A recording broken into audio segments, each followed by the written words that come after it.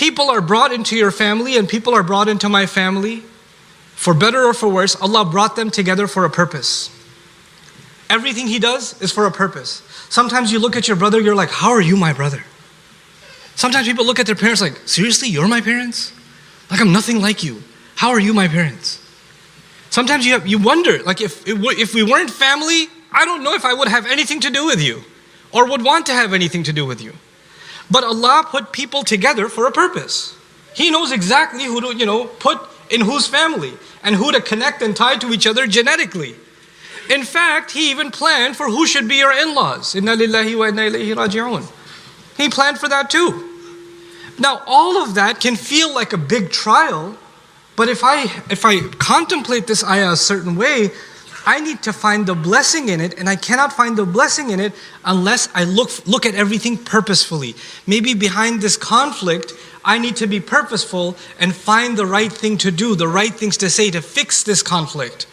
Allah talks about people who really believe in Him, and He says, and those who do fasad, on the opposite side, He says, وَيَقْطَعُونَ مَا أَمَرَ اللَّهُ بِهِ أَنْ يُوصَلْ وَيُفْسِدُونَ فِي الْأَرْضِ. They cut apart what Allah commanded to keep together. Like families are hard to keep together. Spouses are hard to keep together. Kids are hard to keep together. The conflicts between siblings can be very intense. The conflicts between parents and kids can be very intense. The conflict between your family and your in-laws' family can be very intense. Those are not small conflicts. But in all of those conflicts, if I look at that purposefully, if I look at, I'm going to turn this into a blessing somehow. I'm going to find a way of resolving this conflict. I'm going to find a way of engaging this conversation. Allah put our prophets in such difficulty, and they found a way of seeking the favor of Allah because they looked at everything purposefully. So this is one of the first lessons that we draw from أَفَبِنِعْمَةِ اللَّهِ وَبِنِعْمَةِ اللَّهِ هُمْ يَكْفُرُونَ. Another thing that I'd like to remind myself and all of you of in these ayat is that Allah Azza wa Jalla says, وَاللَّهُ جَعَلَ لَكُم مِّنْ أَنفُسِكُمْ أَزْوَاجًا. It's really heavy words. Allah didn't just say He gave you spouses. That would have been easier. وَاللَّهُ جَعَلَ لَكُمْ أَزْوَاجًا. Allah provided you spouses. Good enough. Nope. Allahu ja'ala lakum min anfusikum azwajan. Allah furnished for you, provided for you from your own selves, from within yourselves. Now, contemplating this, some Mufassirun had really interesting thoughts. Who are you? You and I are human beings. And the word to be human, the word insan, is tied to uns and isti'nas. It's tied to compassion, love, care, courtesy.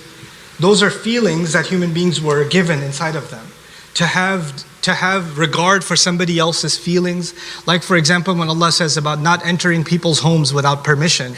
Like if you went to some friend's house, you can't just walk in, right? حَتَّى تَسْتَأْنِسُوا, until you can feel that you're wanted, right? And so you shouldn't go at 3 a.m. to your friend's house and say, he doesn't mind. I can just walk in. No, you can't just walk in, and you shouldn't go at an uncomfortable hour. You should have the sense of when this is a courteous thing to do. The word for human beings is actually directly tied to the word for care, courtesy, feelings, love, compassion. Uns and isti'nas. Allah says He made my spouse from the same elements that He made me. If I have feelings, if I have thoughts, if I have considerations, she does too. And a spouse should think, if I have feelings, some things bother me, I love some things, I care about some things, he cares about some things too, and they can't be the same. We're not the same. وَمَا خَلَقَ الذَّكَرَ وَالْأُنثَى إِنَّ سَعْيَكُمْ لَشَتَّى. He differentiated between the male and the female. So we both have feelings, we both have sensitivities, and at the same time, we're both really different. And when Allah says, min anfusikum azwajan, there's a really beautiful, ishara in these words. There's an indication in these words that because they are from me, I have to try to feel, if they're saying something that's hurtful, where's that coming from? What feeling did that come from?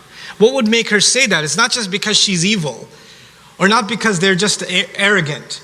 Those are easy answers, right? This person's so arrogant, they said this, this, and this. But maybe behind what you think is arrogance is pain.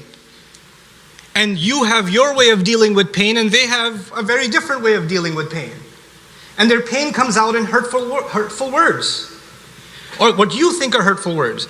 So if we develop this isti'nas, then in our family relationships, you wouldn't see your son as being disrespectful. You would see behind that disrespect something happened that needs to get resolved. There's a wall there that you need to break with your love and compassion.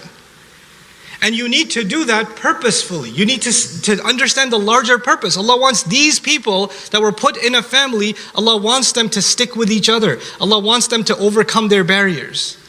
وَاللَّهُ جَعَلَ لَكُم مِّنْ أَنفُسِكُمْ أَزْوَاجًا وَجَعَلَ لَكُم بَنِينَ وَحَفَدًا. It's also interesting that in these ayat, Allah provided you children.